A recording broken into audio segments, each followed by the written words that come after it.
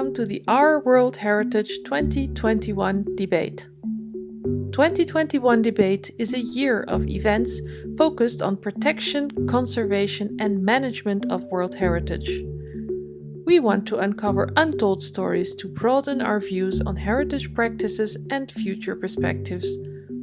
Knowledge gathered this year will be published in 2022 on the occasion of the 50th anniversary of the Convention. The Our World Heritage Initiative is created by individuals working on 100% voluntary capacity. We would like to point out that Our World Heritage provides an open dialogue platform that is based on voluntary work of session organizers and speakers. Our World Heritage welcomes diverse viewpoints in the spirit of collegial debate where mutual respect is afforded to all. Please note that the expressed views do not necessarily reflect the official position of Our World Heritage. We thank today's speakers for telling their stories, and we thank you, the listeners, for your kind interest and questions. If you want to remain up to date on our activities, you can follow our social media.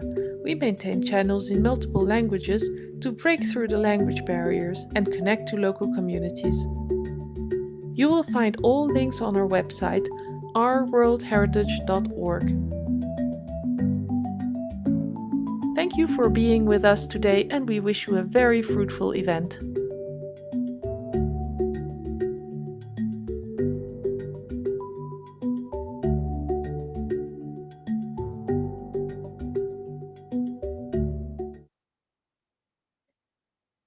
Hello, everybody. Welcome to our 12th session of the OWH Sustainability Debate Month.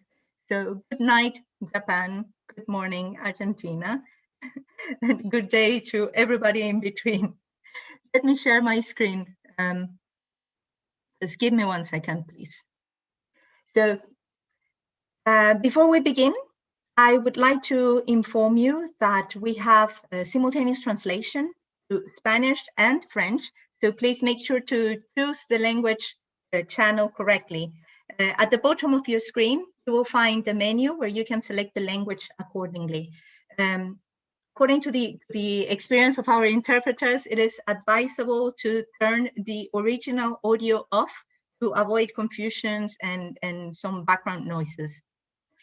So, having said that, we're in the 4th week July, and we are discussing alternative models based on our case studies approach. So I would like to thank our local experts for agreeing to sharing their experience with us, and thanks to our attendees for joining us from all over the world. I am Pamela Duran Diaz from the Technical University of Munich and co-convener of the OWH Sustainability Team. Together with Albino Jopela, Maria Virginia Avila, and Maria Stefania Joya, we have prepared a very special session for you, in which we will showcase tourism and creative economy strategies to sustainably manage our heritage. As you already know, we created an assessment methodology with a case study approach to provide policy recommendations for the UNESCO Convention in the context of its 50th anniversary. We launched a global call for case studies in the beginning of this year. We received 134 case studies from 50 different countries and selected 51 sites listed as World Heritage or in the tentative list to undergo our assessment process in the first round. So if you want to learn more about this process, please don't miss the recording of our inaugural session from the 1st of July and the sessions from the regional to the global approach from the 15th and 16th of July. They are available at our OWH YouTube channel. Now, during our regional workshops, we discovered wonderful strategies that could help us overcome the challenge of seeing tourism as a mono-economic culture for development, such as green slow mobility in an integrated tourism model with local participation in Iwami Jinza silver mine and its cultural landscape in Japan. This will be presented by Mitsuko Ugo. Mitsuko, thank you for being here. The programs, policies, and plans in action from Apavasi Ghat World Heritage Site in Mauritius. This will be presented by Yaya Yagor Potea. The participatory planning strategies for community development in Rwenzori Mountains National Park in Uganda. This will be presented by Frederick Tibambi. Thank you very much for being here. And the intangible heritage, rural development and ecotourism in Priorat, Montsant, Tiurana agricultural landscape in Spain. This will be presented by Joan Baquet. I hope you find this case studies as inspiring as we do. We will have the first round of presentations with our 4 case studies, study proponents. Our local experts will answer your Q&A. And then we will have a second round of presentations where you will find out about Abbey tourism case studies presented by David Ward Perkins, and Our Traveler, augmented reality for tourism, presented by Pankaj Machada. We will open the floor for the public to finish with Q&A from the audience. And before giving the floor to our moderator, I would like to remind you that this session is being streamed and recorded in our OWH YouTube channel, as all the sessions taking place since January until now. I take the chance to remind you about the simultaneous translation. So please choose your language channel accordingly. One of the presentations of the first round will be in Spanish. So if you want to hear the translation in English, kindly select that channel too. The Q&A section is open in case you have some questions to our speakers. I strongly encourage you to use this question, use this session to post your questions instead of the chat, because otherwise the question could get lost in the comments and greetings from all over the world.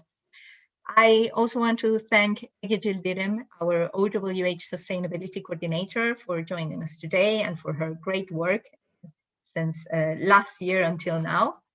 And this is also a shout out to Maria Virginia Avila and Maria Stefania Joya, the co-organizer and reporter of this session, for their support.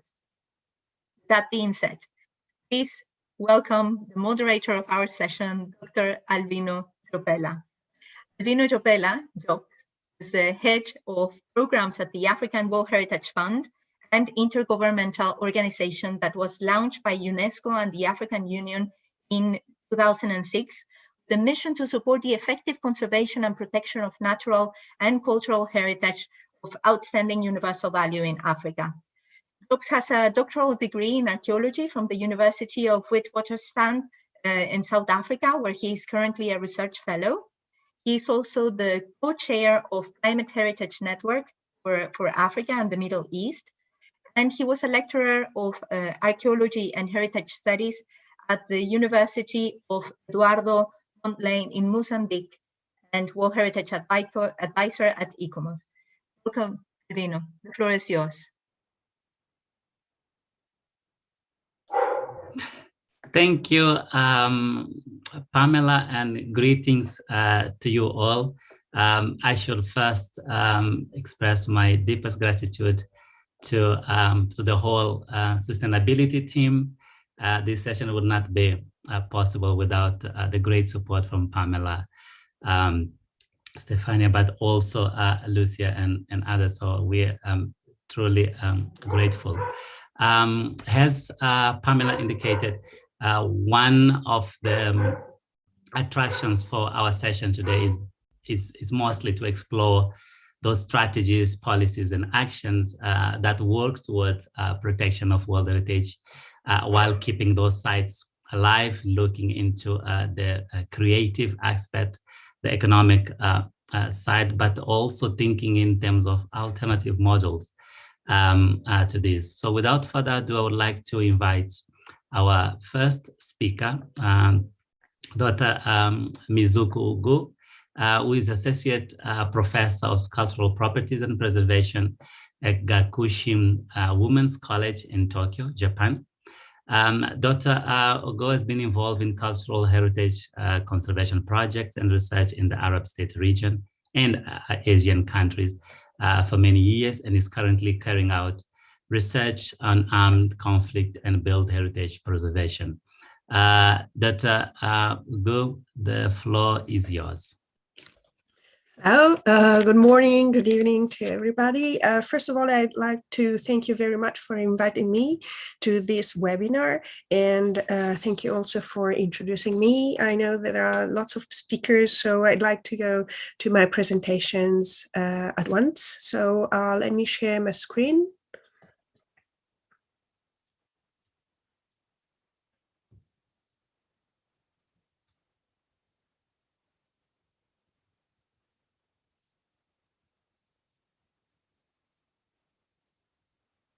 Is it okay? I think you can see it. Okay. So in my presentation, I'd like to focus on one example of sustainable preservation measure, which is the new transportation system put into place in Iwamiginzan silver mine and its cultural landscape, which was inscribed onto the World Heritage List in 2007. Iwamiginzan is located in western Japan in Oda City, Shimane Prefecture, in a mountainous area where the silver deposit was discovered in the 16th century, and digging along the veins continued for around 400 years until the mine closed in 1923.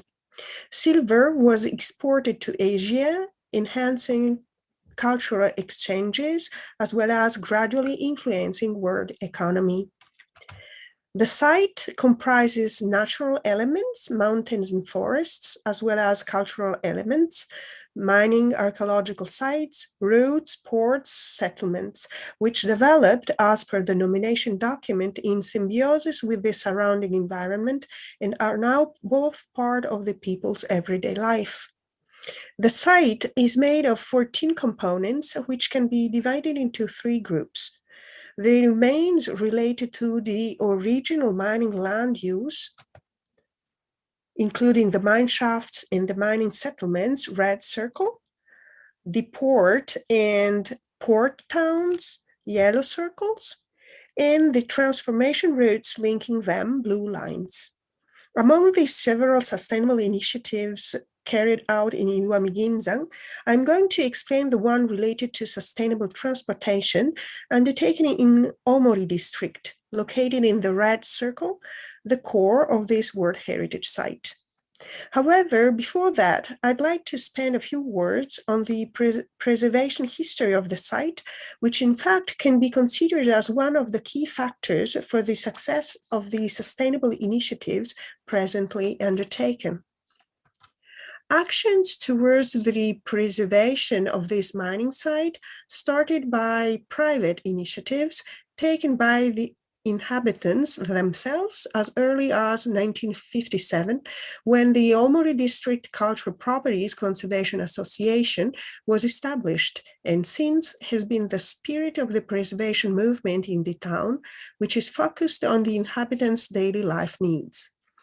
All the 200 households of the town are members of this association, which is still active, mainly carrying out the cleaning of the cultural properties together with schoolboys and schoolgirls of the Youth Association for the Preservation of the Iwamiginzan Remains.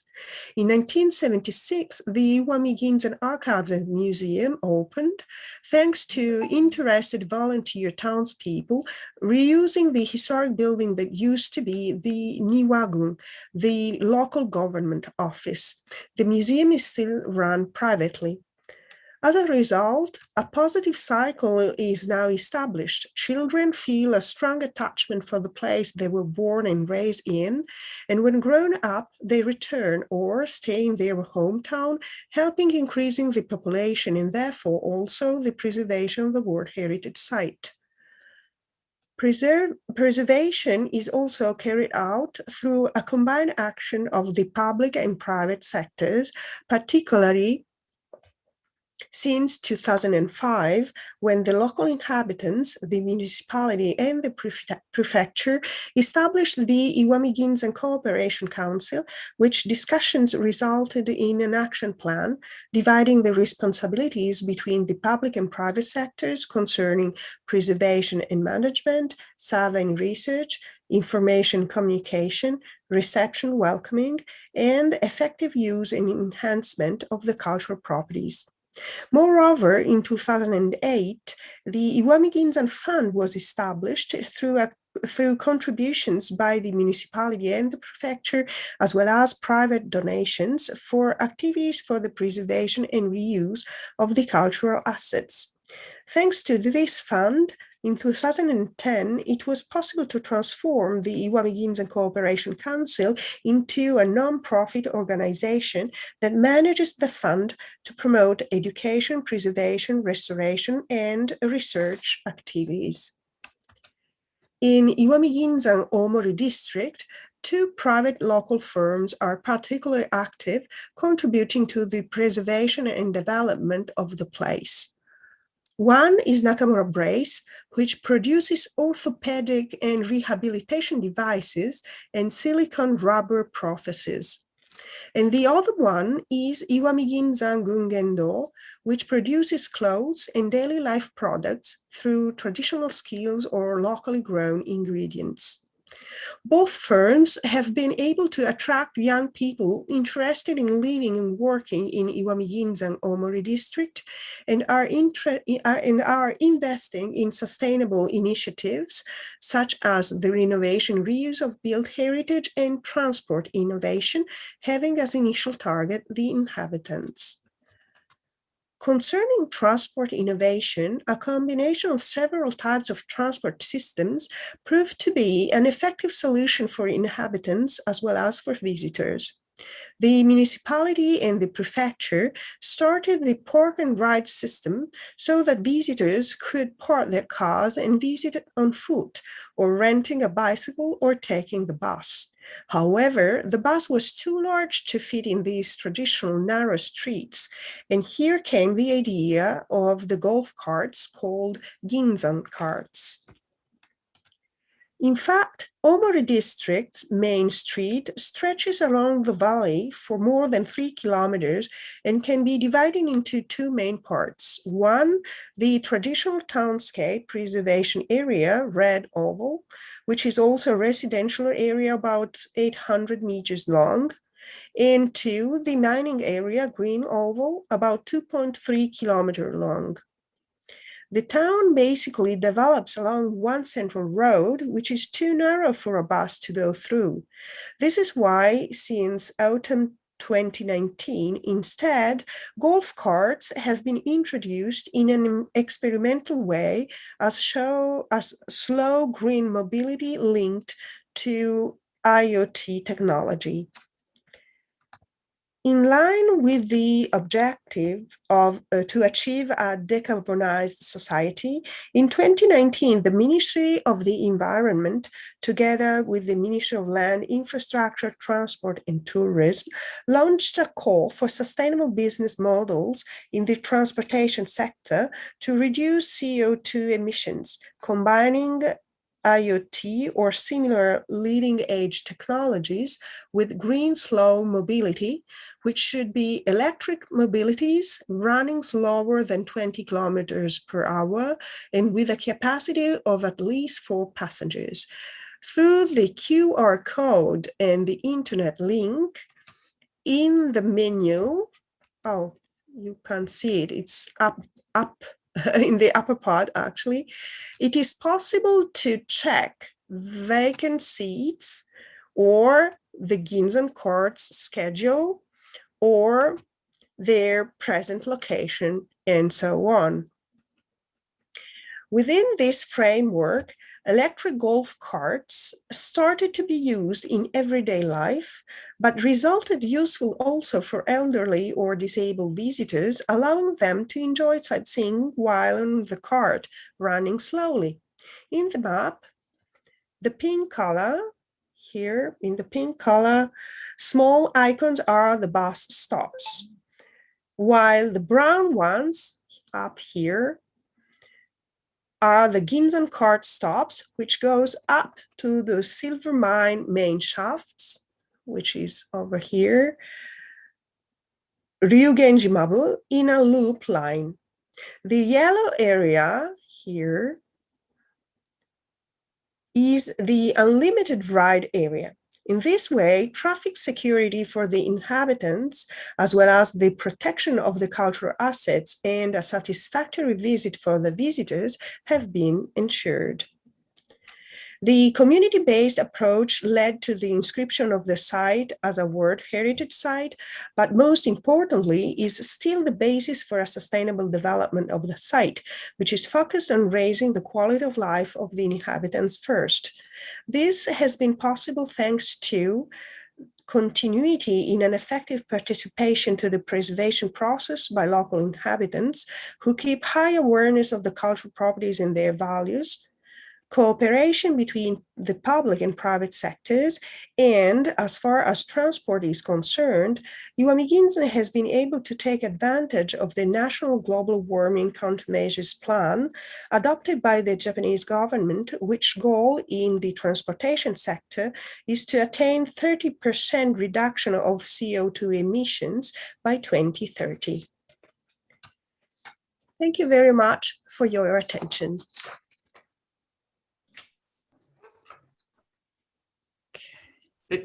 Thank you so much for this very interesting and enlightening presentation on how an evolution in terms of what can actually be improved when it comes to green transportation is actually happening in a relevant cultural landscape, and how that also contributes to the site. Thank you so much. And I would like to remind all participants to please have your questions posted in the Q&A, and we'll come back to them when we reach the discussion session. Thank you, Dr. Ogo, again, and we will talk a little bit more about this once we engage with the participants in the discussion.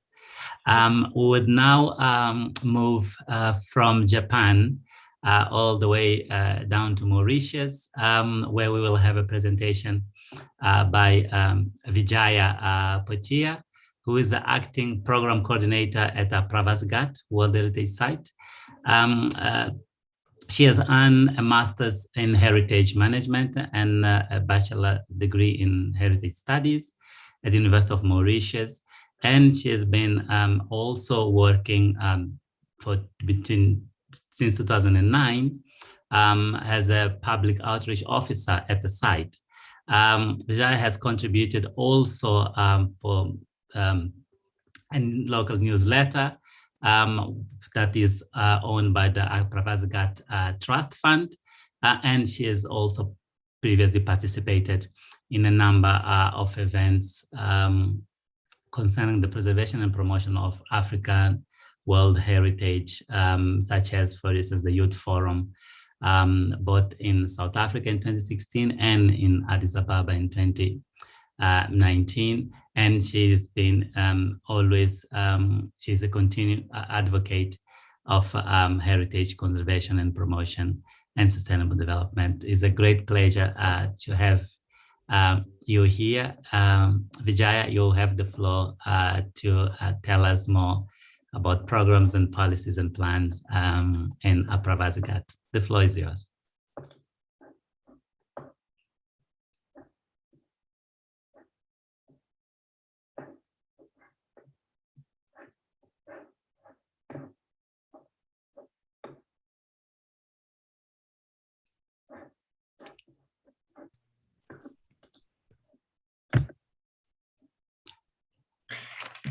Thank you for presenting me, Japala. It is my privilege to be with you today to present on my case study, the Pravas Ghat World Heritage Site. So the Pravas Ghat World Heritage Site is the remains of an immigration depot built in 1849. It was the administrative center for the indenture system in Mauritius. The Pravas Ghat is a symbol of the great experiment initiated by the British Empire in 1834. The success of this experiment in the use of free labor over slave workforce resulted in the migration of more than 2.2 million indentured laborers, also known as contract laborers, around the world. The indenture system became a world phenomenon and gradually replaced slavery. Today, Mauritius is a multicultural, multi-ethnic, and multilingual country, thanks to the contribution of these indentured laborers, considering their varied origins. So the lives of these indentured laborers were harsh, and they often faced similar inhumane conditions like the slaves, but they succeeded in laying a solid foundation for the development of Mauritius and created a rich diaspora in countries where they move around the world as indentured laborers. Transmission of their tangible and intangible heritage to their descendants have been assured by them. So these are some pictures of the indentured laborers, women, men, and children. So the 16th of July 2021 marked the 15th anniversary of the inscription of Aprovasigat on UNESCO World Heritage List. In 2006, the Aprovasigat became the first indenture site in the world to be inscribed on UNESCO's famous list of World Heritage. In 2001, the Aprovasigat Trust Fund was set up under the aegis of the Ministry of Arts and Culture to manage the Aprovasigat. Thus, a research unit was created in 2003 to conduct research on the Aprovasigat when it was a former immigration depot. And the Aprovasigat Trust Fund used a management plan, which is the main tool for the management and enhancement of the World Heritage property. The management plan meets the requirements of the Convention for the protection of the world cultural and natural heritage of UNESCO, and also the legislative framework existing in Mauritius. So the management plan guides all the stakeholders involved in the conservation, management, and promotion of the World Heritage property. There was some major evolution in the management and promotion of the World Heritage property, such as the opening of the Bikram Singh Ramlala Interpretation Center in 2014, the completion of the local economic development plan for the buffer zone, the beginning of the indenture labor route project, the results of research on indenture in the last 5 years, and the adoption of the action area plan. The management plan is an overarching document to manage, administer, and promote the World Heritage in an integrated manner. It ensures effective and integrated management, monitor conservation and risk preparedness for the World Heritage property, consolidate the framework for the conservation in the buffer zone, ensure sustainable development and the transformation of the area into a vibrant regenerated heritage district, thanks to the local economic development plan and the area action plan, enhance visitor experience and maintain visitor satisfaction, optimize visitor management, ensure a sustainable strategy for the promotion of the World Heritage property, continue and encourage multidisciplinary research. And finally, improve the management of information and consolidate the documentation center. So following the inscription of Aprovasigat as a World Heritage Site, there were major achievements at the Aprovasigat World Heritage property, such as the opening of a Bikram Singh Ramlala Interpretation Center, which is a permanent exhibition area that retraces the experience of indentured laborers and the key role of Mauritius in the history of indenture. So as you can see, since its opening in November 2014, a total number of 289,963 visitors visited the center as at 30 June 2019.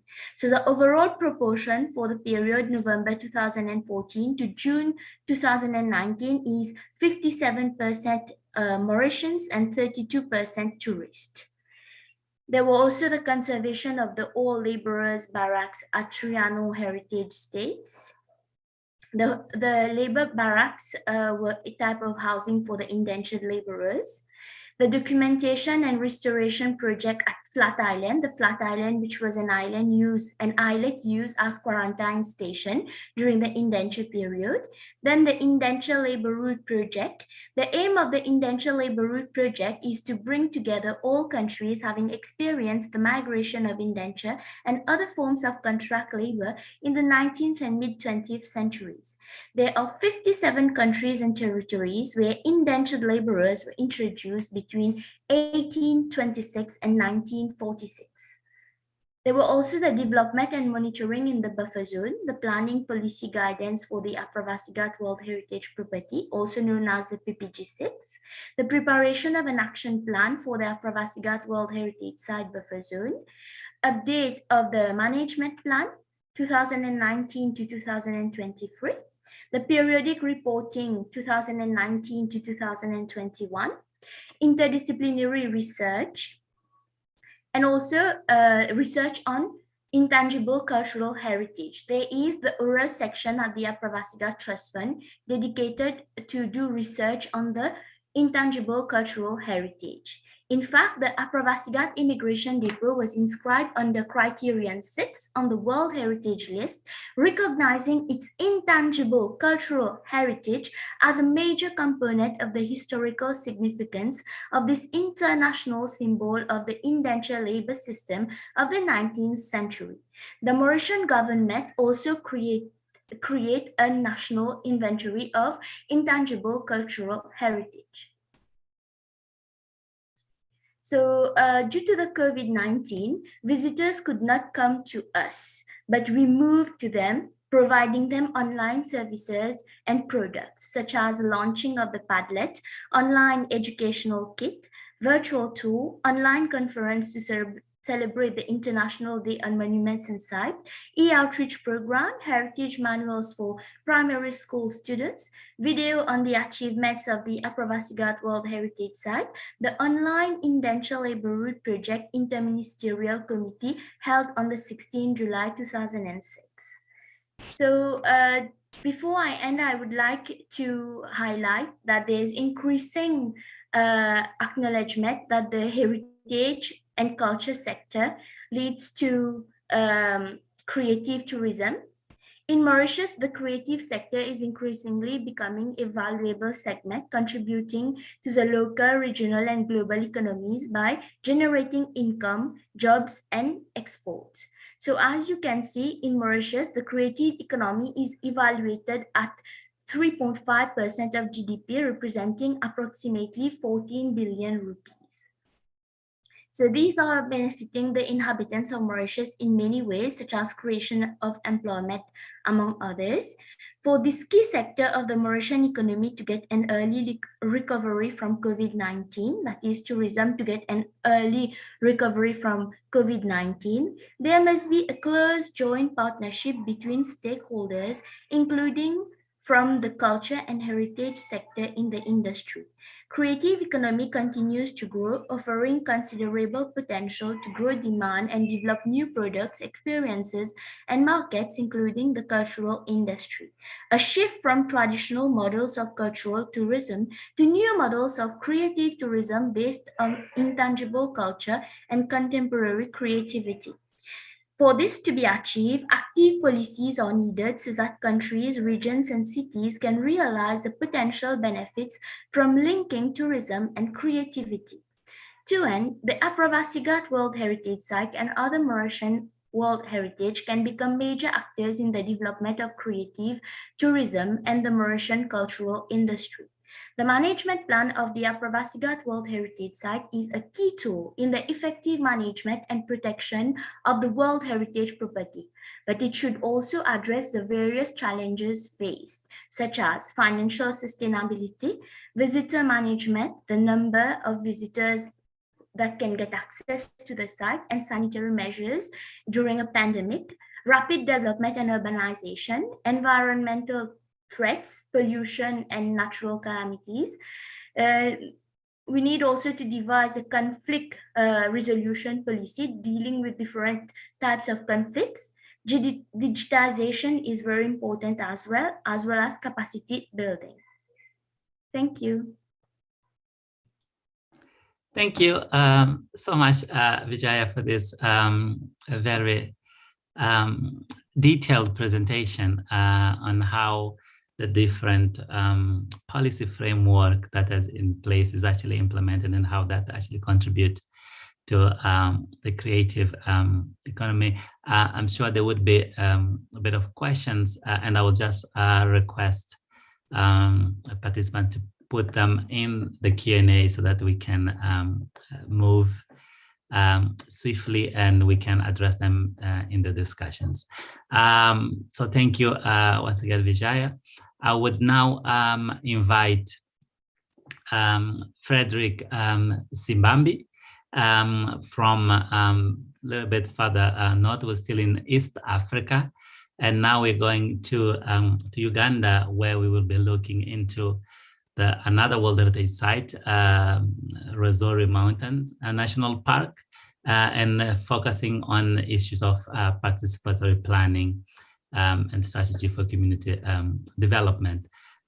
Frederick, he has for the last been working on projects related to safeguarding development and promoting cultural heritage resources.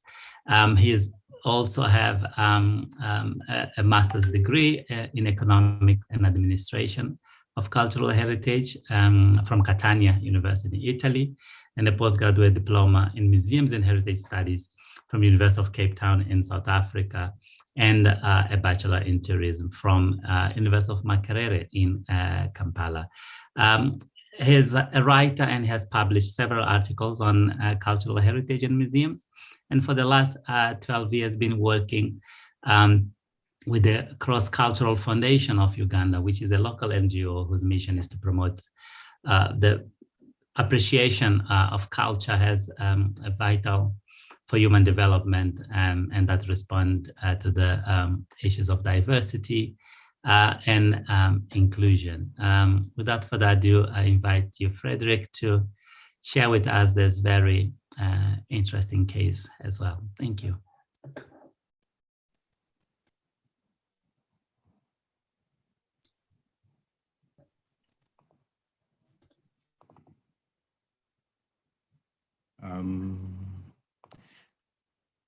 Good afternoon to you all. Good evening, good morning. My name is Frederick, as I've been introduced, and I come from Uganda. I'm happy to be here, and I'm very excited to be among the speakers this afternoon. Dr. Pamela, I want to register my sincere apologies for missing out on the first workshop. I was in my bed. I was not feeling well at all, but I'm happy that I'm back on my feet, and I'm happy to make my presentation. To start with, I want to make a disclaimer. I don't work with the Rwenzori Mountains National Park. I work with the Cross-Cultural Foundation of Uganda. As you've been told, it is a local NGO that is interested in promoting the positive aspects of our cultures. But we've been working closely with the management of Rwenzori National Park, which is also a World Heritage Site. And also we've been working and supporting a number of communities and culture-related projects around this World Heritage Site. And I've done a lot of referencing to the documents and the management plan of the from the managers of the site, because I don't work there. So my presentation is focusing on the participatory planning strategies for community development in the Rwenzori Mountains National Park, which is also a World Heritage Site. So what I intend to talk about is that I want to share briefly about the Rwenzori Mountains National Park. Then I will quickly talk about the participatory planning. And also I'll present some areas that need some kind of. So in terms of what Rwenzori Mountains National Park is, For some of us who have a little bit of information about Uganda, it is found in the western part of Uganda, about 300 kilometers from the capital, close to the border with the Democratic Republic of Congo, as you can see on the map. It is actually shared with our neighbors in the Democratic Republic of Congo.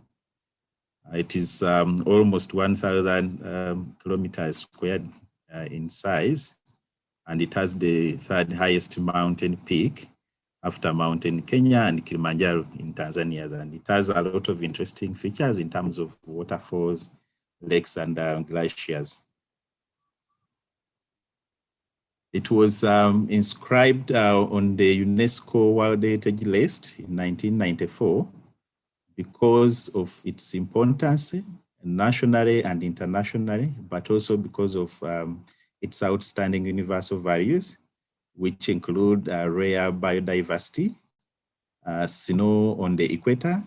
And I think this is really important for us. Uganda is, we have the equator crossing the country, but then you will find that, and I mean, the expectation is that at the equator, the temperatures will be, very high, but then it is very interesting that we have snow along the equator. So that is a very interesting feature when it comes to Rwenzori Mountains National Park, but it is also scenically beautiful and interesting. And historically, it is very important and significant, especially to the local community, because the way the local community look at these mountain ranges is completely different from the way we look at them. For them, from the cultural perspective, they call them the mountains of the moon, because from long ago, they used to see the moon disappearing in the mountains. But also they look at the mountains as a place where it is always raining. So are the local names such as Rwenzururu, which means raining all the time because of the mist and the snow they keep seeing on top of the ranges. So the park is managed by the Uganda Wildlife Authority, of course guided by the Wildlife Act of 2019. In terms of participatory planning and management strategies, according to the Rwenzori Mountains National Park General Management Plan 2016-2025, there are several strategies for participatory planning and management, which are already in place, being implemented. So quickly, one of the strategies is that there is a site management plan, which is composed of different stakeholders, right from the park managers to government authorities and relevant civil society organizations like the Worldwide Fund, Community Tourism Initiatives, but also the cultural institutions around the park. Then they have another strategy of zoning the site. Before this strategy, there used to be a lot of course, the approach by the Uganda Wildlife Authority, given that they are mandated to safeguard wildlife, that is plants and animals. So they have, they used to have some kind of a militaristic approach, where most of the areas of the park were restricted, and the local communities could not access such areas, including the most important resources that they need in their daily life. But what the zoning strategy means is that there are certain areas where the restrictions have been relaxed a little bit, and then the members of the community are able to access these zones and be able to harvest certain resources that they need to survive. And these areas are collaboratively managed by the communities and also the park managers. Then they have another strategy of revenue sharing. This happens that, well, it is guided by the Wildlife Act of 2019. What happens is that every year, They look at the revenue that is collected from the tourist, and whatever has been collected, the 20% will be remitted to community-related projects. And these projects range from education facilities, feeder roads, health facilities, water projects, and so on and so on. There are a number of challenges associated with this, and I'll come to that when I'm discussing and I'm presenting recommendations. And then the last strategy that I wanted to present is our Community Conservation Office. As I said earlier on, previously the management of this park was more militaristic and more restrictive.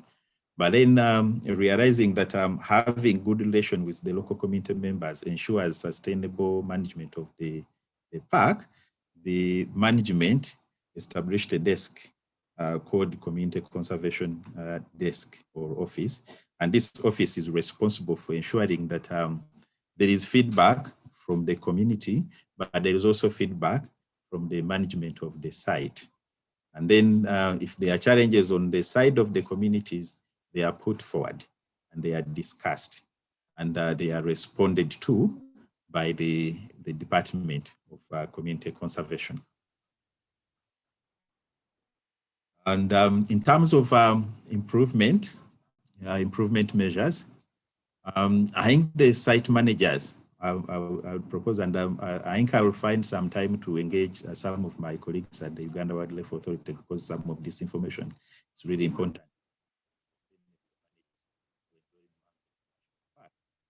The managers need to engage with communities directly rather than through local government authorities to ensure that the revenues invested in relevant projects. So this is in line with the 20% that I've talked about in the previous slide. At the moment, the 20% is remitted through local government, but I'm of the view that the Uganda Wildlife Authority should engage the communities directly, because these communities know what they want, they know their challenges, and they will be able to guide the management of the site on what to invest or on what for, rather than going through the local government authorities, whereby sometimes the money may not necessarily actually do what it is meant to do. The other improvement measure that I would put forward is that indigenous minority communities around the site need affirmative action. Rwenzori Mountains National Park is surrounded by around 9 indigenous minority groups. In the context of Uganda, indigenous minority groups are communities that are smaller in number. They are dominated by their neighbors, and probably they are at the verge of losing their cultural identities. They are getting assimilated on a daily basis. And also their access to basic social services is a bit limited. So what I'm suggesting here is that the management of the park needs to have some kind of an affirmative action for this kind of communities. For instance, out of the 20% that is remitted to the community, probably 5 to 10% could actually go directly to services that are relevant to these indigenous communities. There is a need to further enhance the capacity of site managers to appreciate the importance of indigenous knowledge system in management of wildlife, because although the trend is changing, but largely the management of the site has been from a wildlife perspective, looking at Rwenzori as a natural site, and also using the modern legal system with limited reference to the indigenous knowledge systems of the local communities. And yet before the site was gazetted as a national park and also as a World Heritage Site, it was there, and these communities used to interact with them, and actually they used to safeguard it because it was their source of survival. So it will be really important going forward that our indigenous knowledge system is really explored in terms of managing the site sustainably. there is need to create awareness about the park, particularly through school cultural heritage clubs in the neighboring districts of Kasese, Kabarore, and Toroko. The organization I work for happens to support a heritage education program in the region, but there is limited connection between young people in the school cultural heritage clubs and the management of the site. So it will be really important going forward that we make a connection between young people and the management of the site. Because today they are young people, tomorrow they are going to be adults, and probably they will be responsible for the management of the site. But it will be really important that they appreciate the cultural values, the traditional values, and the national and international values that are attached to the site. The management should also work with local community museums in the region to popularize the values of the park. There's about 3 or 4 community museums. Again, the organization I work for supports these community museums. But at the moment, there is limited linkage between these community museums and the management of the site. And yet for me, I see a lot of synergies. For instance, if community museums can use their spaces to publicize the site, I think that will be something that will create more visibility for the site and also enhance the marketability of the site at the national and also at the international level.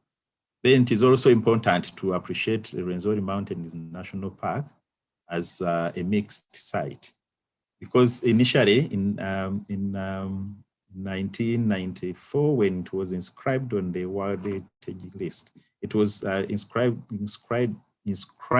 purely as a natural heritage site. But a lot has changed, because as we know, heritage and culture they are very dynamic. The site has, the communities around the site have a lot of cultural attachments to the site. And one of the communities actually have the burial ground of their cultural leader inside the park. So it will be important that the cultural aspects of the site are equally taken care of in the management of the site. I think listening to me, and welcome to the Pearl of Africa. Thank you so much, Frederick, for this very interesting presentation on looking not only on how the cultural and creative dimension within the context of a park, but also the primary key role of the custodians of this heritage, which are the local communities. Thank you so much. And I think we, as a line that also look into the intangible component or dimension of our heritage, we'll move to the next speaker, Juan Vaque, who will look into the intangible heritage, rural development, and ecotourism in agricultural landscapes, bringing the case of Spain. As an economist by training, and now working on behalf of Priorita, which is a non-profit association and NGO that works to promote the candidacy or the nomination of World Heritage Cultural Landscape, in this case, an agricultural landscape which has great values and lessons when it comes to agrarian mosaic. He has been working in local development for over 20 years and focusing on strategies of preservation of agrarian mosaic. He's also a 4th generation member of in the lineage that has been making palm and palm trees for more than 150 years. So it's someone with a really great knowledge. And I will welcome you, Juan, to share with us this case from Spain. The floor is yours. Hola, buenos días, ¿se oye? Bien, muchas gracias por contar con nosotros para la participación. En primer lugar, la ubicación. Estamos ubicados en Europa, en el Estado español, en Cataluña, cerca de Francia y al lado del mar Mediterráneo. Es una comarca de 500 kilómetros cuadrados, con 17 habitantes por kilómetro cuadrado. Es decir, somos unos 9.000, perdón. Juan, quitaré la función. ¿Sí? Perdona por la interrupción, te escuchamos con mucho eco.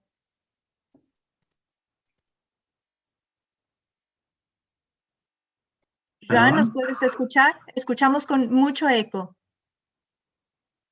No estoy oyendo. ¿Oís ahora? Sí, pero con eco. No te oigo.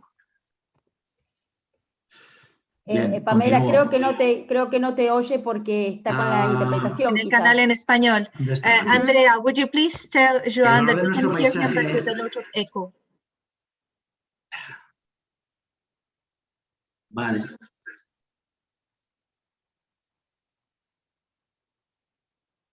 Sí, salgo, perdonad.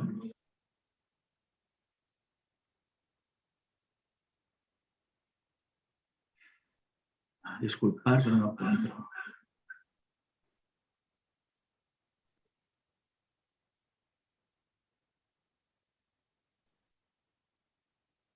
No entra.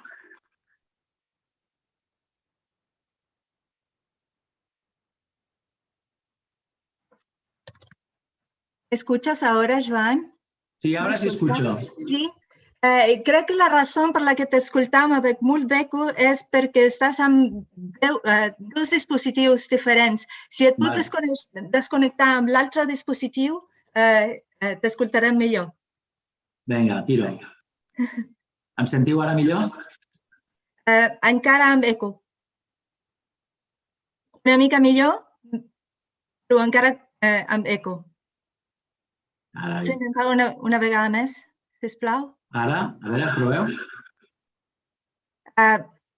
Crec que és perquè jo puc veure amb la llista de participants si et pot desconnectar com a participant del teu dispositiu mòbil, si ets d'à. Si tu ets enllà amb el teu dispositiu mòbil, si et pots desconnectar com a participant i restar aquí com a panelista, això serà perfecte. A ver si me surto, ¿vale? Deja ver. ¿Dónde es? Apologies for this. We are trying to fix the background noise, the echo that you hear in his presentation, so we can have more clarity, and also to enable the interpretation in French and in English. With the echo, it's very difficult for our interpreters. So please bear with us with this technical issue. Ho sento, però no puc desconnectar. Ara funciona. Ara funciona? Sí. Ara esteu veient la presentació? Tens que compartir la pantalla. Vale, perfecte. Una vegada que estàs amb la compartició de pantalla, podem iniciar la teva presentació. Una disculpa per aquesta interrupció. Ho sento, Cap problema. Carai, és que a vegades... Ara? Ahora te vemos a ti en la pantalla. Estás compartiendo el Zoom. Desastre. Ahora. ¿Ahora em veieu? Sí, si puedes ir a la presentación, pantalla completa.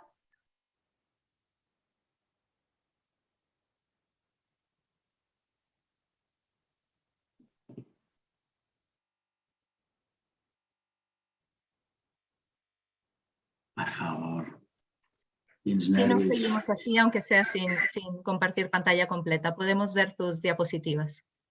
Bueno, espérate, que no entro ahora. Bueno, tiro, ¿eh? Bueno, os explico. Priorat, ¿me oís ahora, por favor? Sí, perfectamente, Vale, adelante. vale. Si pones Pues F5 en general en las computadoras, función F5 se pone en pantalla completa, Joan. F5.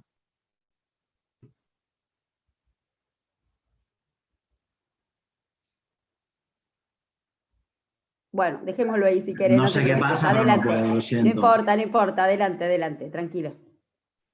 Vale, intentaré hacerlo más grande así, no sé si veis algo más. Venga. Pues bien, como contaba, es un mosaico agrario caracterizado por un mosaico agrario de cultivo mediterráneo. Este cultivo mediterráneo se caracteriza por tener una armonía en su conjunto y no ser un monocultivo de nada, sino una combinación de diferentes cultivos. Es un paisaje completo que explica de manera auténtica la génesis y la evolución de la agricultura en el Mediterráneo.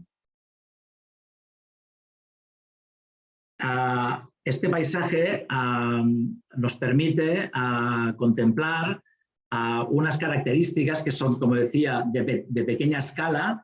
En una Europa globalizada de la política agraria comunitaria intensiva, industrializada, aún quedan rincones en donde estos cultivos forman un conjunto y un mosaico. La gracia es entender la complejidad de cada una de las partes y cada una de las piezas. Nuestro reto es: vivimos de la agricultura y queremos continuar viviendo de la agricultura. Y el turismo es un complemento, no es una actividad principal de momento, ni pretendemos que lo sea. La idea es, y nuestro reto es poder continuar viviendo de la agricultura y gestionar de forma adecuada el impacto que tiene el enoturismo en concreto sobre la zona, porque nos visita gente de todo el mundo para probar y conocer nuestros paisajes y probar nuestros vinos, ¿vale? Entonces, para evitar esto, trabajamos con 3 instrumentos. El primero de ellos es la Carta Europea de Turismo Sostenible. Estamos en un primer año de certificación, en una primer quinquenio de certificación, que acaba ahora, y estamos tramitando la segunda parte. La segunda cuestión es el Plan de Turismo Sostenible del Priorat, que incluye actividades para que el turismo sea más sostenible, por ejemplo, la potenciación de una estructura de caminos y una movilidad más sostenible. Y por último, un instrumento de gestión que consiste en la Comisión del Paisaje, donde forma parte tanto la parte pública, que es la que tiene las competencias en paisaje, como la parte privada, como la parte comunitaria. Para nosotros es muy importante este equilibrio de estas 3 patas: lo público, lo privado y lo comunitario. ¿Qué mecanismos para conseguir que el turismo no distorsione el modelo? Mantener la autenticidad y el del carácter agrario. Esto es muy importante, no perder la autenticidad. Conservar la escala de todas las actuaciones que se plantean en el territorio. Medidas para evitar el monocultivo de viña y la degradación del mosaico. Y sobre todo, poder trabajar con un tema de banco de tierras. La principal dificultad para el acceso a la tierra es cómo llegas a la propiedad de la tierra o al alquiler de la tierra. Y ahí he articulado un proyecto que consiste en intentar superar estas barreras de escala, ¿vale?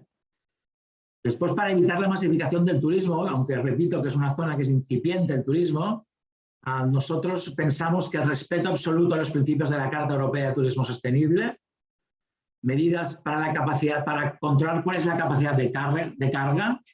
Por ejemplo, hay una zona de escalada muy importante, pues cómo intentamos de alguna manera que esto no distorsione la actividad de la zona. O, por ejemplo, sobre un proyecto que estamos trabajando sobre la práctica cicloturista, para evitar la masificación de la práctica cicloturista. Y algunas acciones de movilidad sostenible, como ya decía, es la red de caminos para poderse mover andando en bicicleta por todo el territorio de la comarca. Para nosotros también es muy importante la cuestión de la inclusión del patrimonio cultural en la oferta. Es decir, el paisaje es el centro de la estrategia de desarrollo y, por tanto, todo lo que es la actividad humana reflejada en este entorno es lo que tiene que estar a escala, ¿vale? Llevamos 20 años trabajando en el proyecto de candidatura y se caracteriza porque hemos trabajado desde abajo hasta arriba, partiendo de la sociedad civil, recogiendo durante más de 10 años cuáles son los valores que definen este territorio. Lo que no hemos sabido explicar bien o no se ha entendido suficientemente en el proceso de evaluación de ICOMOS es cómo las pequeñas cosas y la sencillez del conjunto puede tener un impacto resiliente. Para nosotros este habría de ser la columna vertebral de la agricultura. Es decir, no estamos hablando de intensivo, sino que estamos hablando de proximidad, de cercanía y de proyectos que generan actividad en la propia zona. Por último, y para no alargarme más, pondremos el ejemplo de un cantautor catalán que habla de la identidad, ¿no? Que dice: yo vengo de un silencio que no es resignado, donde empieza el huerto y acaba el secano, de esfuerzo y blasfemia porque todo va mal. Y ahí viene la parte importante. Quien pierde los orígenes, pierde la identidad. Por tanto, trabajar en la identidad, trabajar en la autenticidad y en el tema de no perder estos valores con la entrada pues, de inversiones y de cuestiones pues, que pueden alterar, cómo ha influido esto en el planteamiento estratégico de la candidatura y del proyecto estratégico de zona de comarca, ¿vale? Por último, decir y agradecer que reflexionar sobre los valores de nuestro paisaje nos ha hecho repensar y reaprender nuestros propios valores. Con esto termino. Muchas gracias.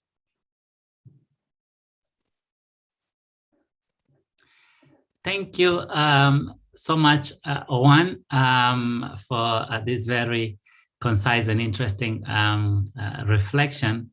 And sorry about the bit of time that was lost due to the technical aspects of our connection.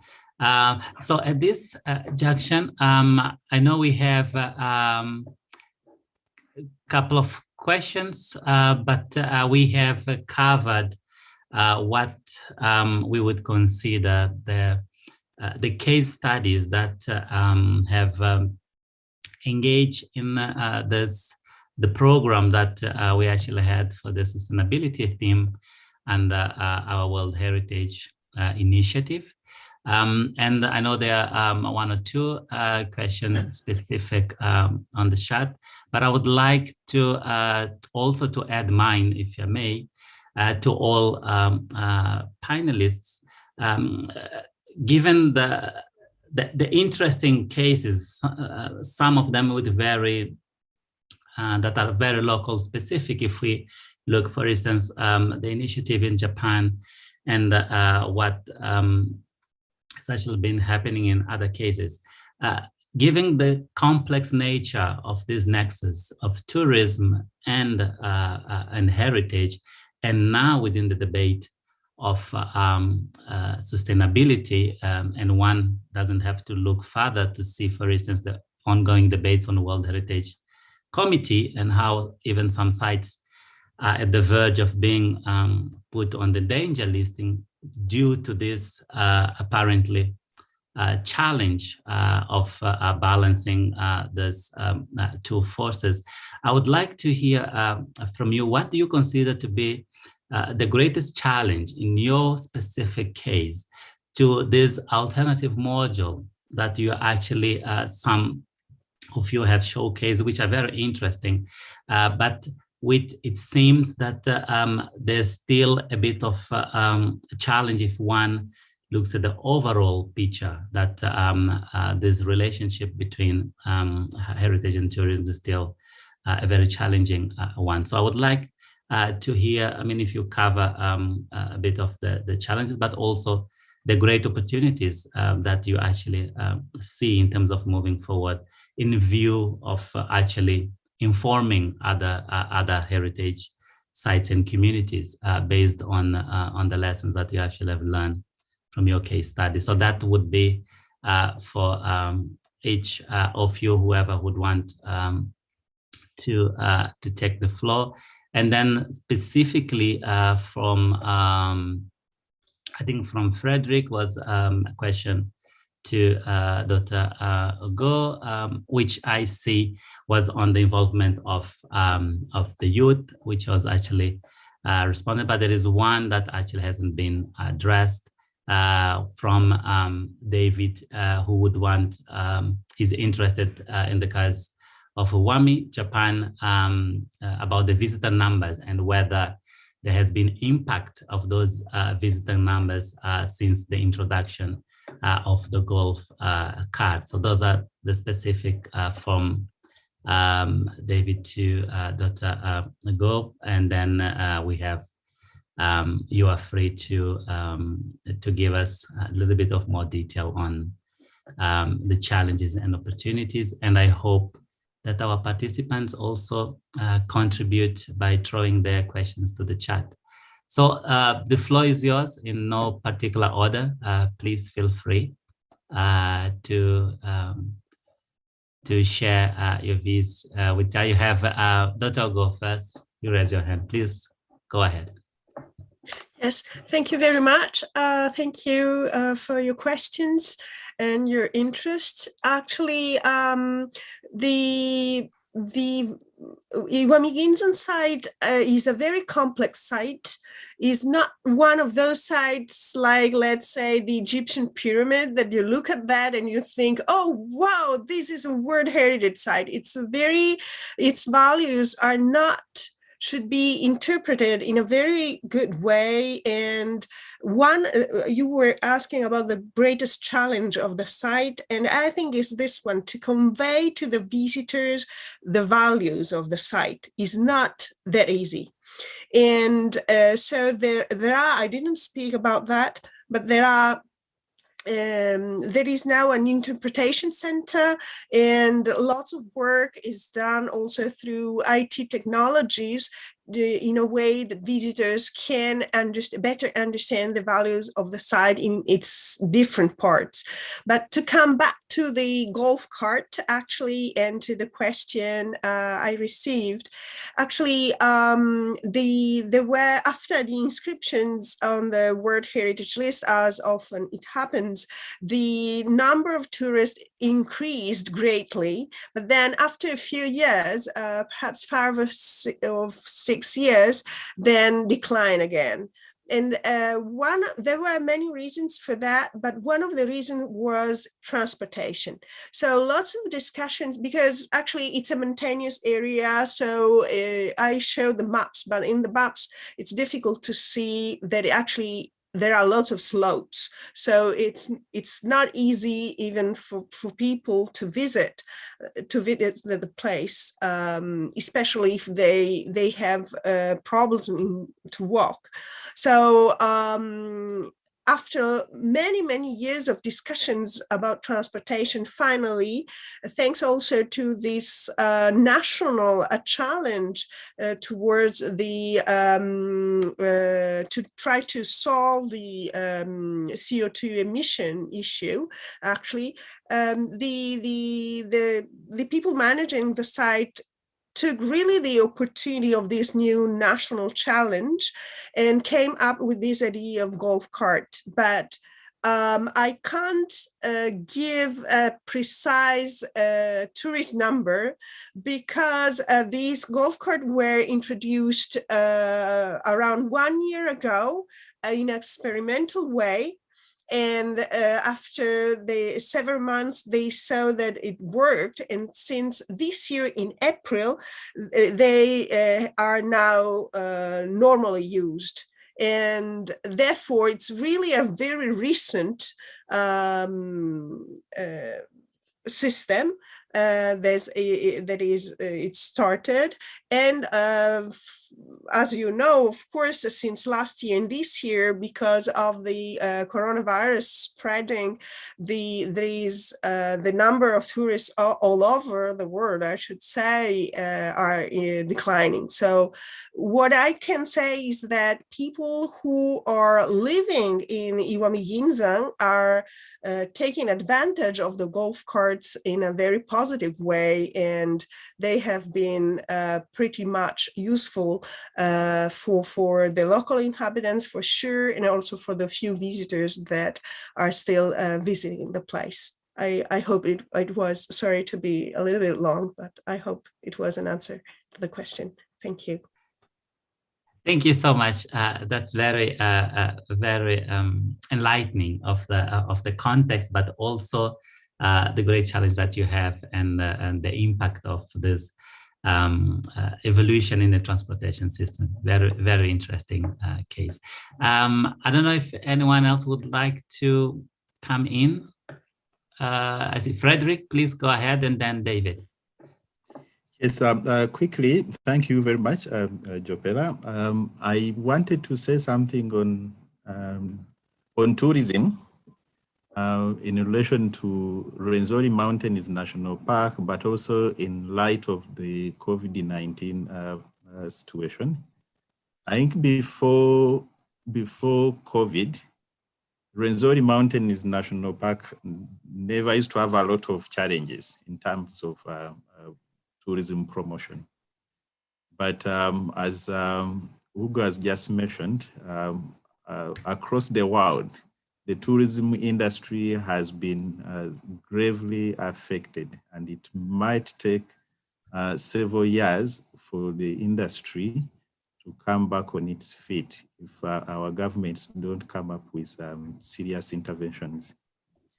But that said, just like everything in life, and as we say in Uganda, every dark cloud has a silver lining.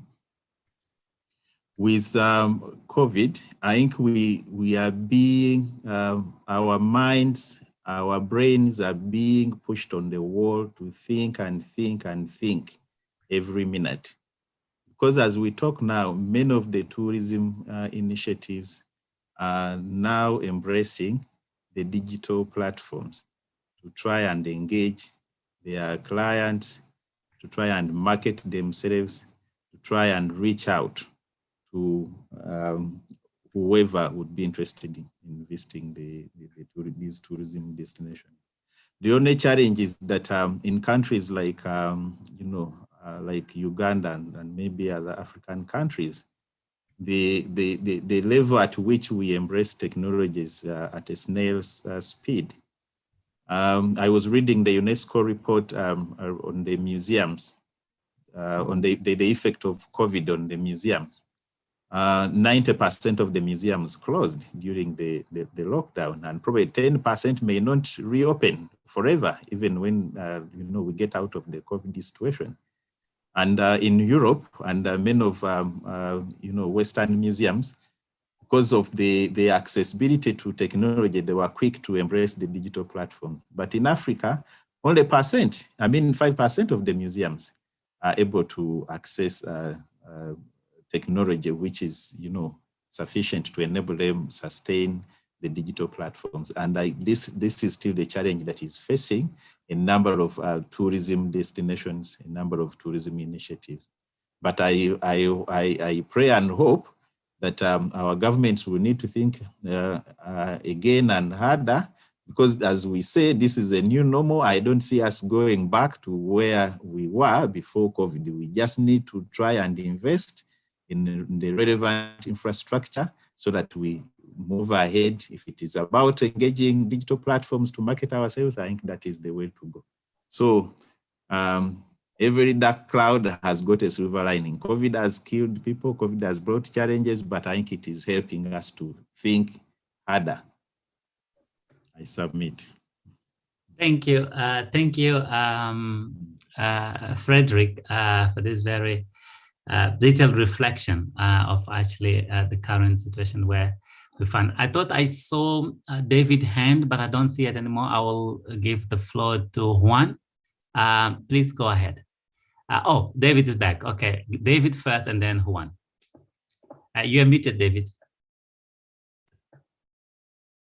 David, you are muted. We can't hear. Yeah, sorry. Great. Yes, I had a question for Juan, in fact. Juan, discúlpame, la mia pregunta es en inglés. I got you in your presentation, you talked about authenticity and identity. And a basic principle of sustainable tourism seems to be engagement of the visitor with the destination, engagement with the population. Engagement means contact, and contact means, to some extent, an influence of the visitor on the destination, an influence on the hosts. That's to say that there is an exchange and a sharing of values. So therefore, there is inevitably a modification in the practices of the farmers or of the hosts. Do you have, so my question is this a subject that you have looked into in terms of how you define the concept of authenticity and how you define the concept of identity? Sí, Thank you. voy a responder. Thank you, David. Juan, please go ahead. Voy a responder e intentaré también hacerlo ajustar con la aportación que quería hacer. Sí, evidentemente la interacción lleva a intercambios y lleva pues a modificaciones por ambos lados, ¿no? Lo que es cierto es que es muy importante para nosotros, y por eso insistía en el tema del continuar viviendo de la agricultura, ¿vale? Insistía en esto, es decir, el tema de entrar en la lista del patrimonio mundial, lo que no nos gustaría que representara es la pérdida de esta identidad formada durante centenares de años que se basa en el policultivo mediterráneo, ¿vale? Nos visita mucha gente para visitar bodegas. El enoturismo en Europa se ha puesto de moda y viene gente de todo el mundo a visitarnos. Pero esto lo que no puede hacer es que se pierda el carácter agrario. Y cuando me refiero al carácter agrario, estoy refiriéndome al modelo agrario que nosotros estamos intentando mantener y desarrollar. Porque no estamos pensando en un monocultivo de viña, estamos pensando en una economía centrada en el cultivo mediterráneo que se centra en olivo, viña, fruta seca, cereales, huerta. Estamos pensando en esto. Entonces, y aquí intento ligar con la aportación que yo quería hacer. Para nosotros es muy importante el concepto de capacidad de carga. Y para poner este ejemplo, trabajarlo no en el nivel teórico, sino en el nivel práctico. Es decir, nosotros ponemos siempre un ejemplo. Cuando vamos por los diferentes pueblos de la zona, preguntamos a la gente, cuando tú invitas amigos a tu casa, ¿cuánta gente cabe en tu casa? ¿10 personas? Pues lo que no puedes hacer es invitar a 100, porque no caben. Pues a nivel territorial es lo mismo. Es decir, si un territorio tiene la capacidad de carga para X personas, lo que no podemos es sobrecargarlo. Pero este concepto es subjetivo y por tanto se basa en un acuerdo social de cuál es este límite en la capacidad de carga. Y es la dicotomía eterna entre morir de asco o morir de éxito. No sé si me explico. En el balance es donde está el equilibrio. ¿Cuánta gente podemos recibir para que tengan una experiencia auténtica? Es decir, que no esté turistificado, que no sea una cosa enlatada, que se dice, ¿no? Que sea una cosa espontánea. Por ejemplo, es muy importante también para ello hacer infraestructuras para la gente que vive en la zona, que también las pueden aprovechar los que nos visitan. Es decir, no hacer infraestructuras pensadas solo para el visitante. Por ejemplo, si estamos pensando en una red de caminos, para que los vecinos podamos caminar. Además, si vienen de fuera y pueden disfrutar de esto, perfecto. Pero no hay que pensar en infraestructuras solo para los turistas, porque entonces se produce el efecto de desplazar a la gente local. Y después hay otra gran pregunta. ¿queremos que haya turismo? Esta es la gran pregunta, porque el turismo demanda agua, energía, genera residuos, ruido, etcétera, etcétera. Es decir, es donde hablaba del tema del equilibrio. Cuando en una zona, cuando le preguntas a un visitante qué es lo que ha visto y te dice he visto turistas, no vamos bien. Y ahí un poco está el equilibrio entre poder generar desarrollo en la zona, pero no distorsione a la vida cotidiana. Por eso pensamos que hay que continuar trabajando en el tema agrario. No podemos perder de vista que nuestro mosaico agrario es lo que nos sustenta desde hace mucho tiempo. Y el turismo es una cuestión pasajera.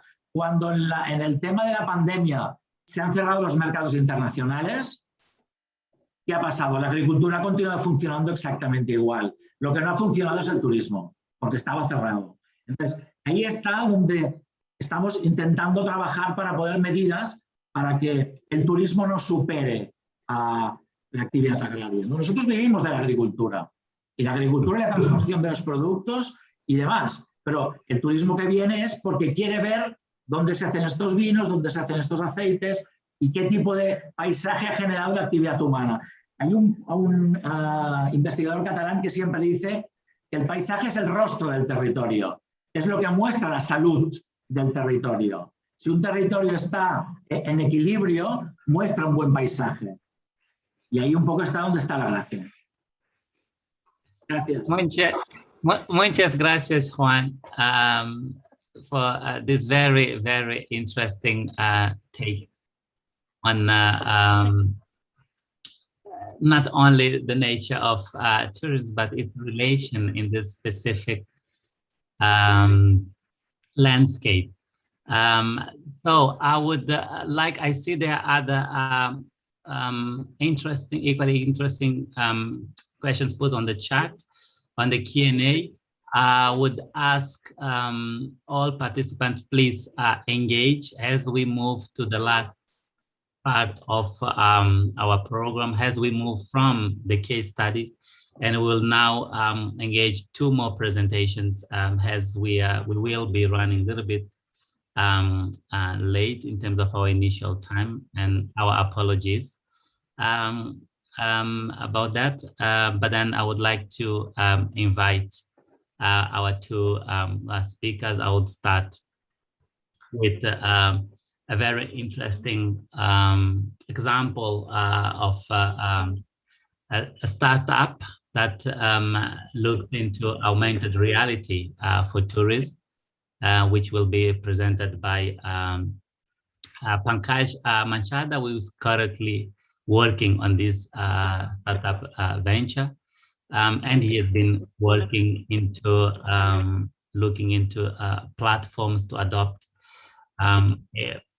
more immersive technologies to promote and preserve heritage. His presentation looks into not only the business side of tourism, but also how this also combines on issues of technology. Mr. Manchada had proven experience in setting enterprise at the global level and spearheading design, build, and dissemination, training and support systems for a myriad of audiences around the world. And in the context of this specific project, he has been engaged with e-commerce fraternity as part of the global working group on which is on e-commerce and sustainable development. Pankaj, my great pleasure to invite you to share this case with us. Thank you.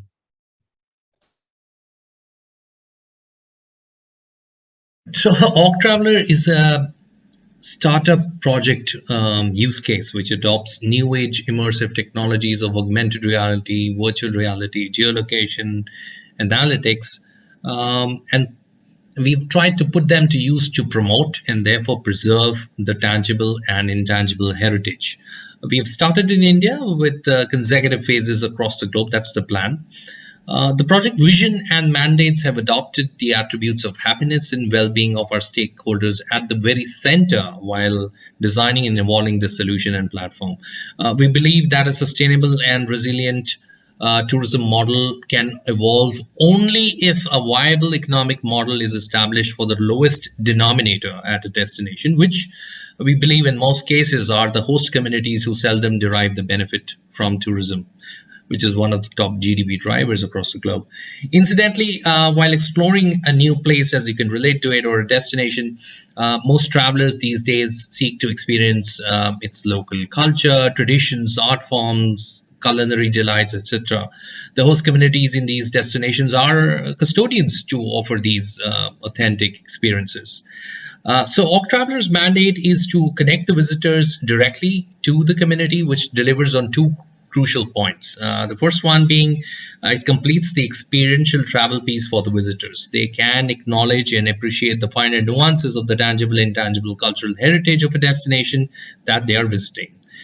Point two is we're trying to evolve a model where we facilitate tourism dollars to flow to the host communities directly and help evolve sustainable livelihoods for them by creating viable economic models at the grassroots level. So by aspiring to achieve this agenda, we believe that the communities would eventually be motivated to be natural guardians or custodians to the heritage of the region. It could be tangible, intangible, and actively work towards its preservation. While on the other hand, it completes the experiences of the travelers who would now be more sensitized and appreciative towards the culture, its heritage, and sensitivity. So it's a kind of a win-win model that we are trying to achieve through this.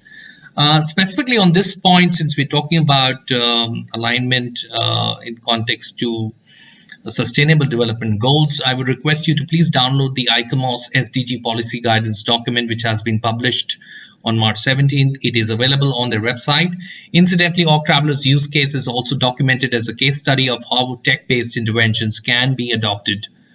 In this case, we've tried to align our mandate with the SDG 8 under the broader vision of preserving culture, heritage, and community livelihoods. The vision for Org Traveler as a project is to really collaborate with the ecosystem and co-create a sustainable tourism model, which makes heritage and culture available for all. So our work really offers us an opportunity to document, curate, and bring forth the unique traditions, the rituals, culinary habits, dependence on environment, cathartic practices, ethnographic accounts of the communities, and their thought processes, which basically also highlights the nuances of ecology, flora and fauna, and their impact on living heritage, including the built heritage. The intervention that we are designing is really attempting to dovetail into the tourism business domain, which is one of the top GDP drivers across the globe. In our current vision, we are aligning to United Nations Sustainable Development Goals of 11, 8, and 4. Our vision is to further adopt guidelines to adhere to the quadruple bottom line, which is achieving sustainability basis the pillars of purpose, planet, social, and profit.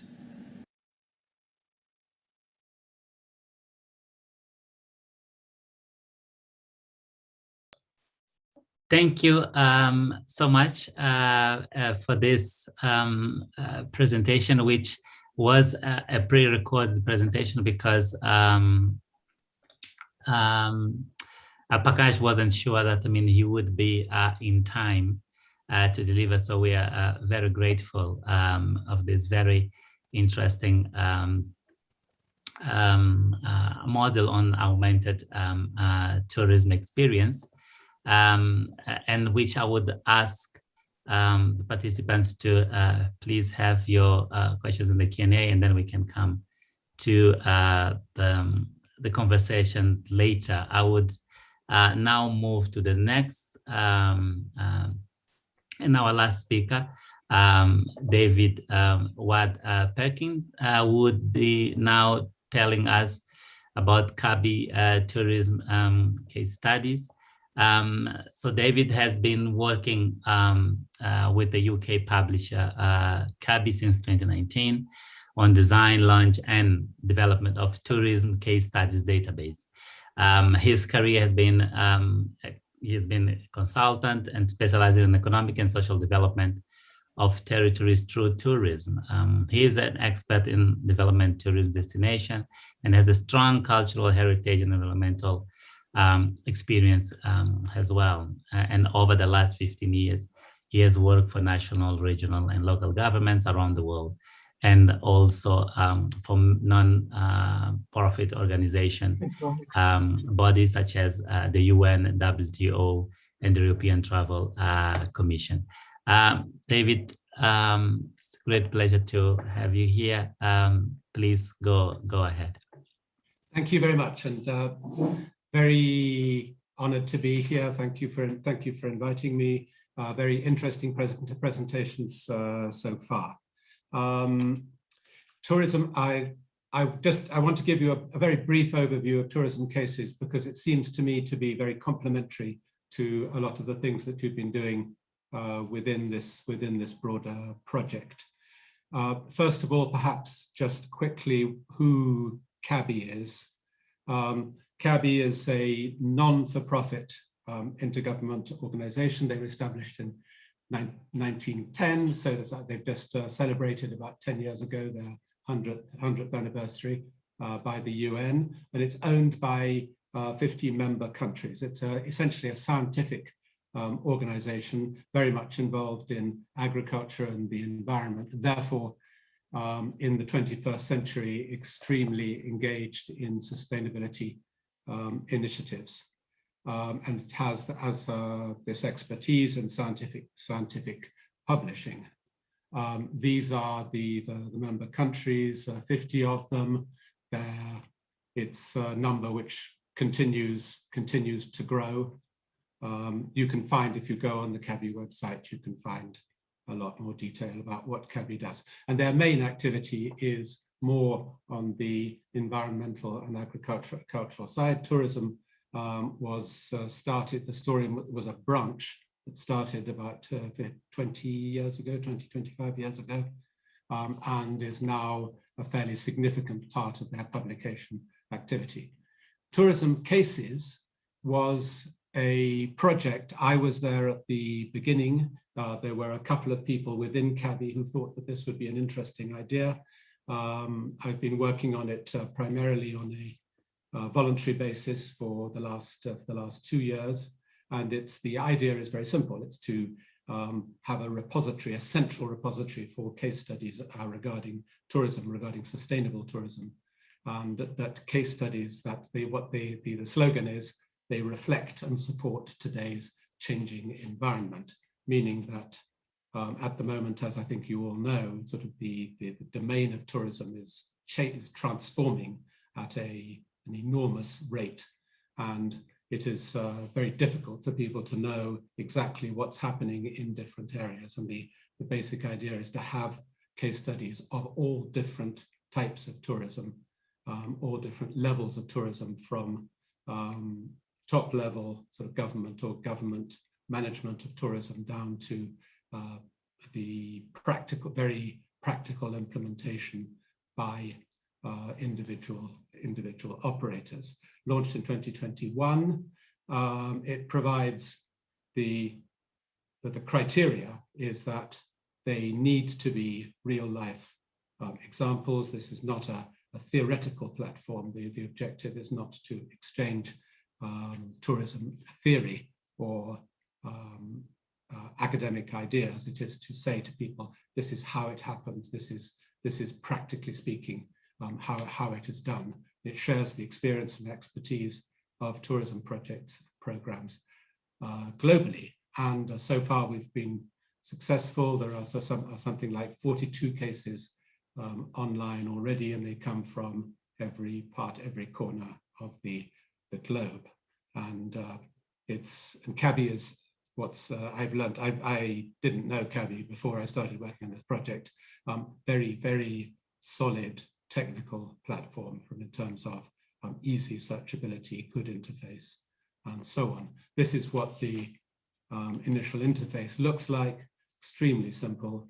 You go onto the interface, you put in the keywords that you're looking for, or you can choose by theme. The theme gives you a range of around 20 different theme areas, or you can do both.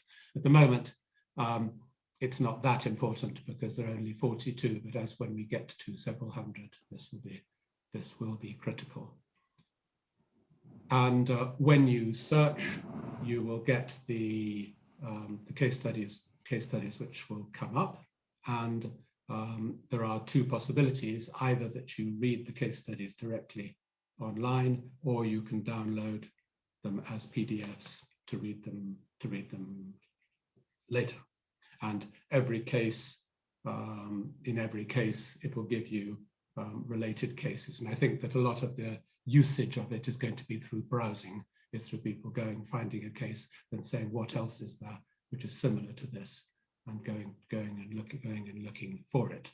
Okay, very largely, obviously, for teaching, for a teaching environment, I think that this is something that is going to be used a lot. Well, it's already, there are a lot of universities who have signed on, who have become subscribers to tourism cases, and they want to use it in classroom situations. But it's also something which is intended to be usable by practitioners. That's to say, one of the guidelines for producing tourism cases is that the cases be readable. That's to say that they are not like a lot of academic articles, full of references that people maybe don't understand, but they are things that your tourism practitioner can clearly understand. So the usage, as I say, you enter your keyword or your theme, or you browse and then download it as a PDF.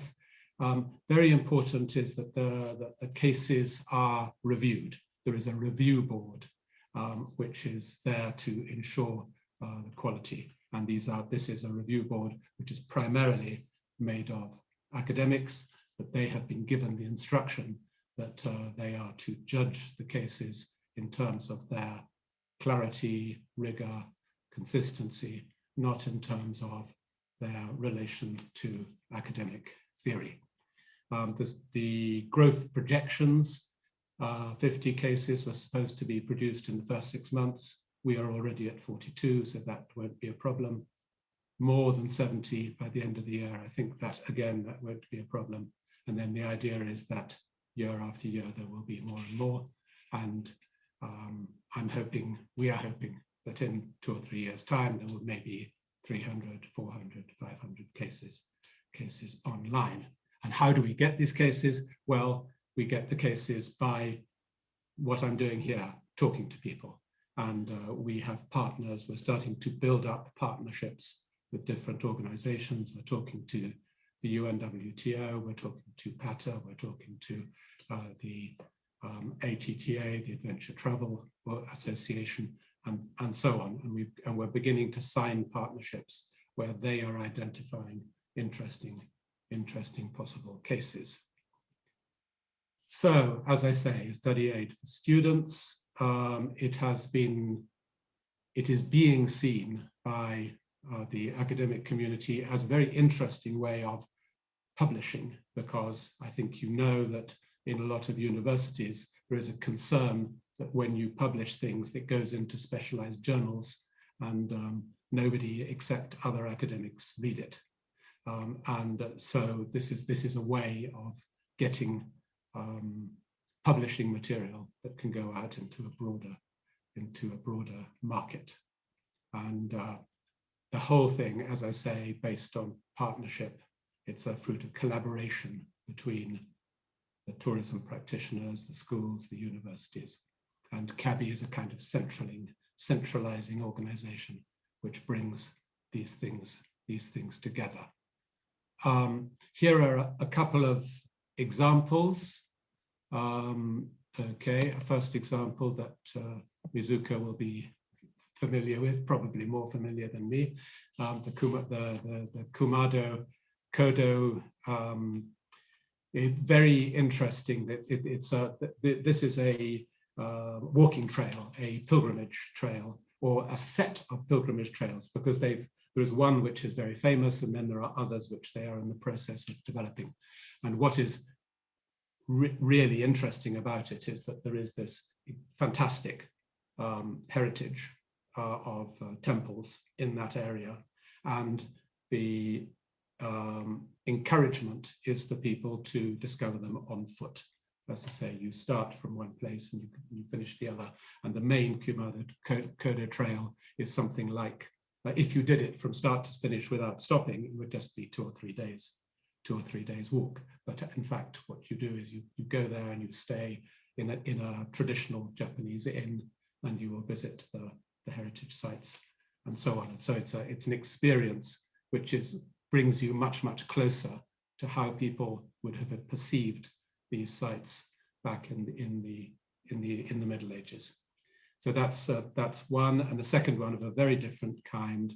This is in the northeast of France, a very industrial area, coal mining, big coal mining area, and the French government decided to create a satellite of the Louvre Museum in the middle of this mining area.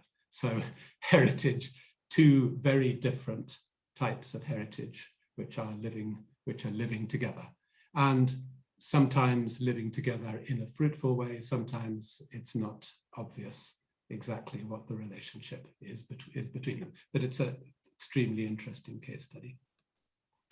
So the bridge, yes, the issue, as we move forward, the issue that we're seeing is that there are an enormous number of very, very interesting stories, very, very interesting cases to be developed. But the problem is that the people who own the material, that's to say the stakeholders who are on the ground, they don't have the time and they don't have the means, they don't have the writing skills to be able to actually produce the case studies. So the idea is for us, what we're trying to do is we're trying to identify what we are doing.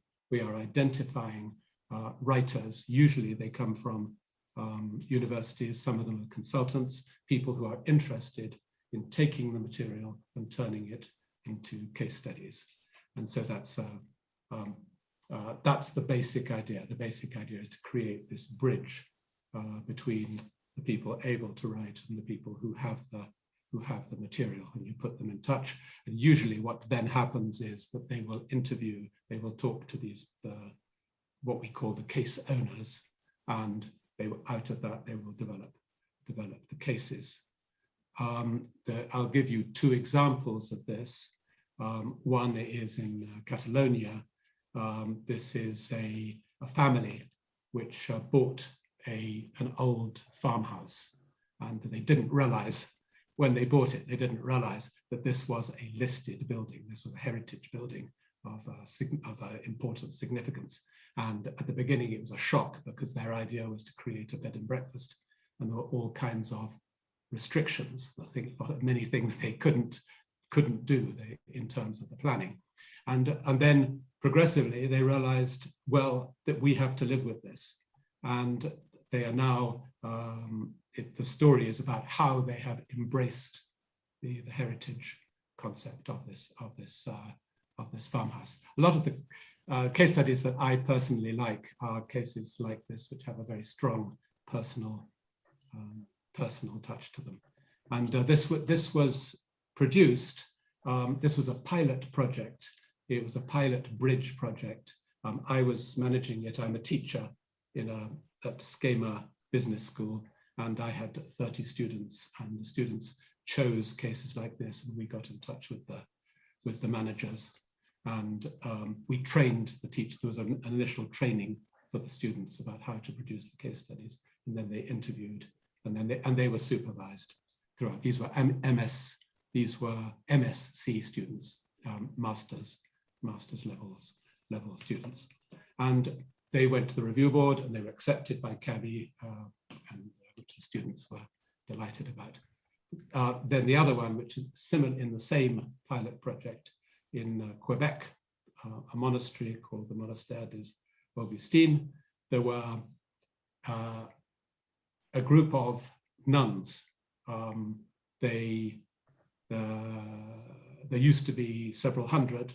In the end of the 20th century, there were, I think, 15 left.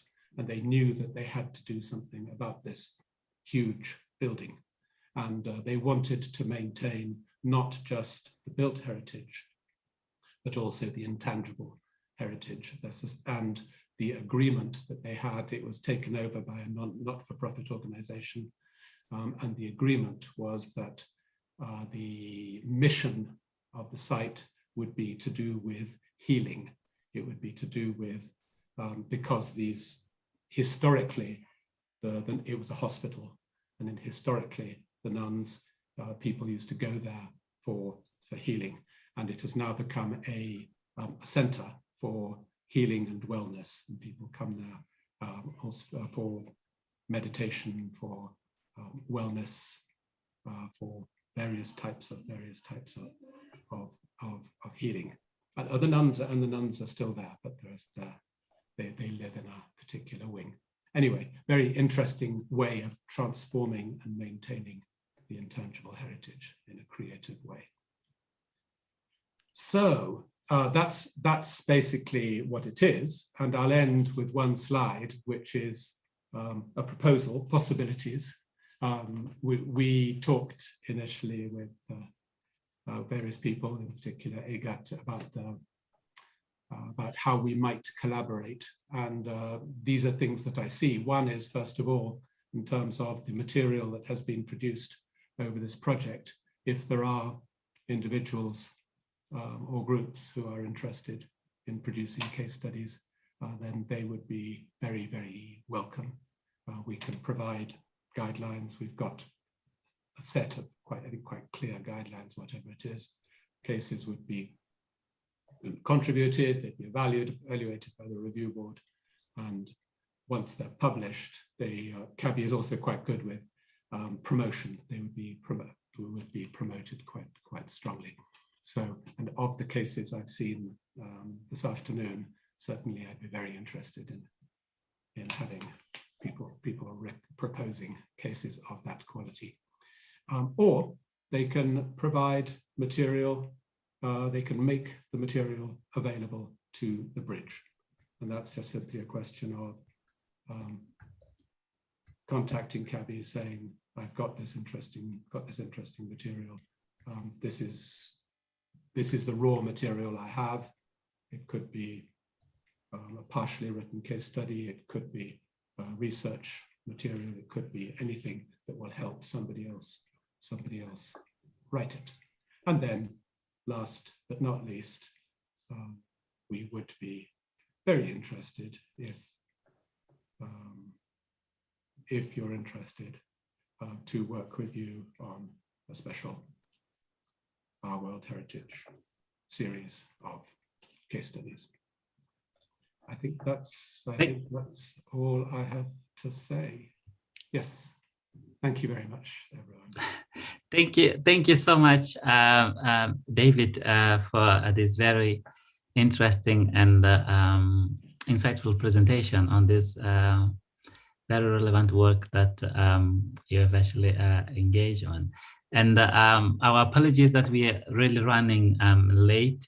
Would allow the benefit of the last two speakers, if anyone has a direct burning question. I've not seen any direct question in the chat yet, apart from the comments in relation to these two. And I would also like to ask, if anyone would want to also address those questions directly and provide written responses in the chat, that will help, because unfortunately time is not on our side. So unless there is any burning question, I would I would thank again Pankaj and David, and I would ask Pamela to take us from here. And I will still keep an eye to the chat. Please, if you have any burning question, please put it in the chat, and then we can invite both the last two speakers to give us more clarity in case of need. Over to you, Pamela.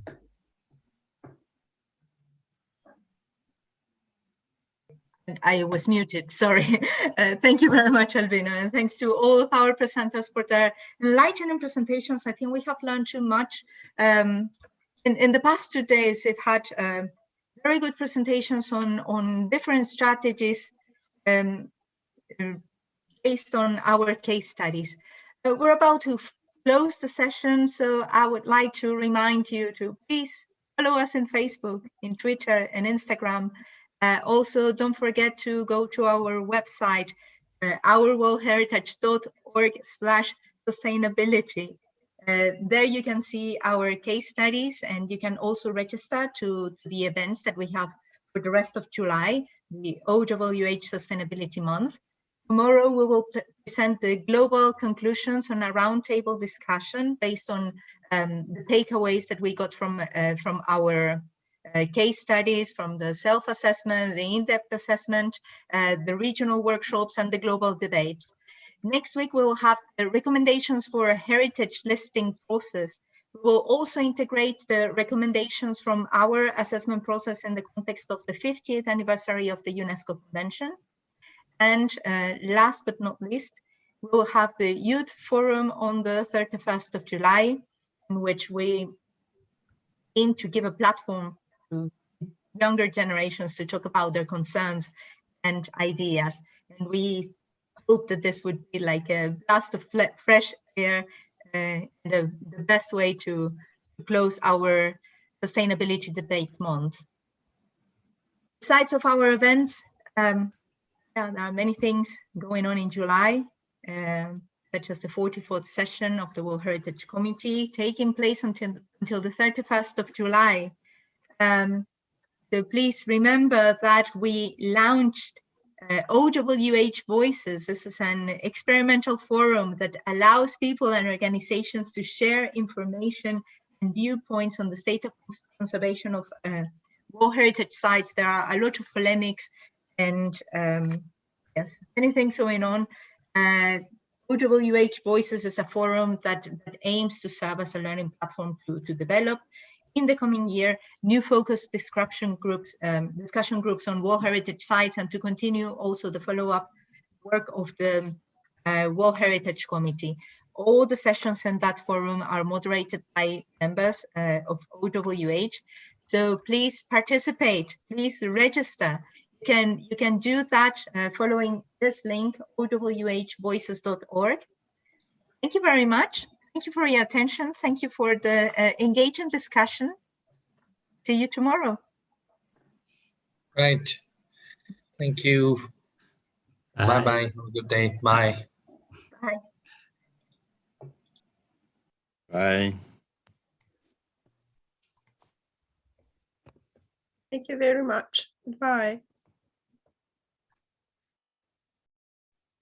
Muchas gracias, Joan. Adeu. Thank you, everyone. Goodbye. Thank you, Viaya. Thank you.